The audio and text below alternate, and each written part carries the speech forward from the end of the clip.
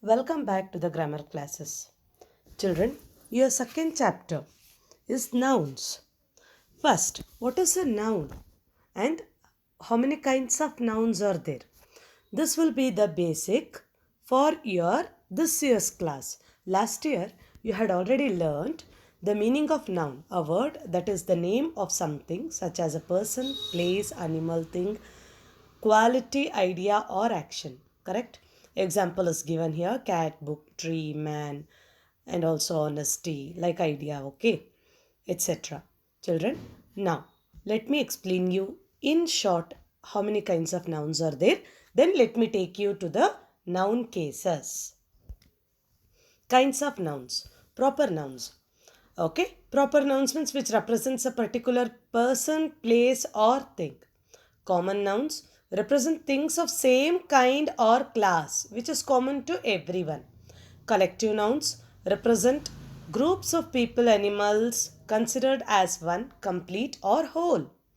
Material nouns represent words that stand for the matter of which things are matter. Abstract nouns represent a quality or idea or feeling. Here, proper noun, common noun, collective noun, material noun, abstract noun. These are the five. You can see Olympic rings. So it is very easy to remember. There are five kinds of nouns. First one is proper noun, second is common noun, collective noun, material noun, and abstract noun. Proper noun. Last year it wasn't in detail to learn, right? But still, for your revision, let me take one quick review about all kinds of nouns. Proper nouns. These are words that represent a particular person, place, animal, or thing. Example: Virat Kohli is a great batsman. Virat Kohli, everybody knows that. Who is that famous or great batsman? Virat Kohli. This will never change. My pet Tipsy loves to play with the ball. Pet means maybe this name is given to a dog. Tipsy, Tipsy is a pet name. Okay. Now, Mr. Narendra Modi, the Prime Minister of India, is from Gujarat. See, here you can see three proper nouns. One is person's name, Mr. Narendra Modi. Okay, then from where, which country he is? India. And he belongs to Gujarat. Okay, so these three nouns are proper nouns in this sentence. Again, some examples are given here. Shatabdi Express. This will never change. That name remains till the train remains. University of Delhi. This also speaks very particular about that particular university. Taj Mahal. This also will never change till the world exists or the monument exists. Then Jawaharlal Nehru. Yeah. Till this world exists, this name will never change. Jawaharlal Nehru, our first Prime Minister of India. Fine, children. When we speak about particular person with particular identity, when we cannot change that particularity, that becomes particular, that is proper noun. In this one beautiful example is your name. Your name, my name is, you all know, Sharifa. And that becomes proper noun for me. Next, common nouns. Let me take you to the common nouns now. These are words that represent common people, places, animals, and things of the same class or kind. Yeah. Now, we speak about one common group here. Okay. Now, camels are found in desert countries. Yeah, camels, group of camels, whichever variety of camel it is, camels. Right? Countries, again, it is a group, common group. So, all countries come under this countries, whichever country it is. But which country in particular here? Desert countries. Okay? Desert becomes proper, but countries become common. Camels also common. My neighbor lives in a big house with a lovely garden. See, I have not mentioned name of the neighbor. So, that neighbor is common. It may be to my left side, right side, whichever side. But neighbor. In a big house, I have not mentioned any particular address here. Pink color big house, red color big house, blue color big house. No. Only big house I have mentioned. So, it becomes a common noun. Garden, again I did not mention any garden here. Okay, it is just a garden. So it is common. And some of the categories are given here. Fruit. All fruits come under this common noun. Cat. All kinds of cats come under this cat. Boy. All boys come under this boy. One boy from your class I met. So it is common that it may be any of the boys from your class. Next, collective noun. These represent groups of people, animals, and things considered as one complete whole.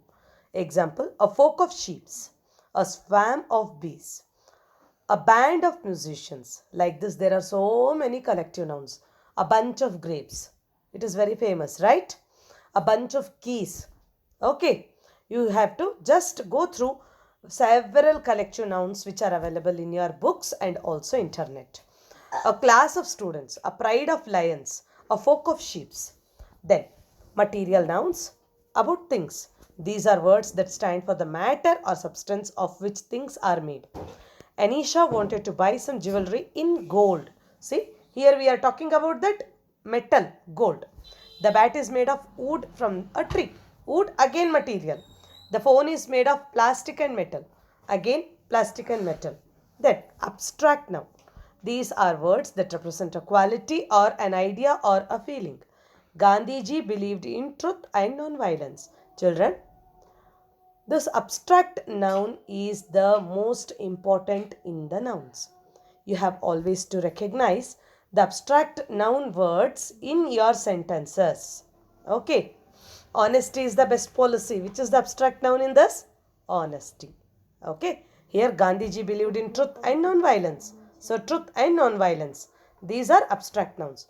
Childhood memories are sources of great joy. Childhood and joy.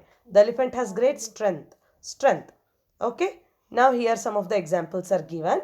Just read out it repeatedly. You will get the main idea to recognize abstract nouns. Identify the kinds of noun. This exercise is for you. When you write down the slides in the notes, note down this 10 sentences, and under each sentence you have to mention what kind of noun that underlined words are. One example I'll tell. Clothes are made of cotton, wool and silk. Clothes, common noun. Cotton, wool and silk, material noun. Okay. Now, countable and uncountable nouns. Yeah, all nouns are not countable. Countable nouns refer to the nouns that can be counted. Now, 1 dozen of bananas. 1 dozen books. Okay. Pair of earrings. Fine.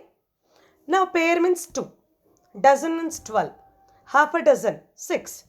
1 tree, 1. See, we can count here. Now, uncountable nouns like which are not countable. Yeah, sugar we cannot count it. Sand we cannot count. Hairs in your head we cannot count. Uncountable nouns refers to nouns that refer to nouns that cannot be counted. Example, milk.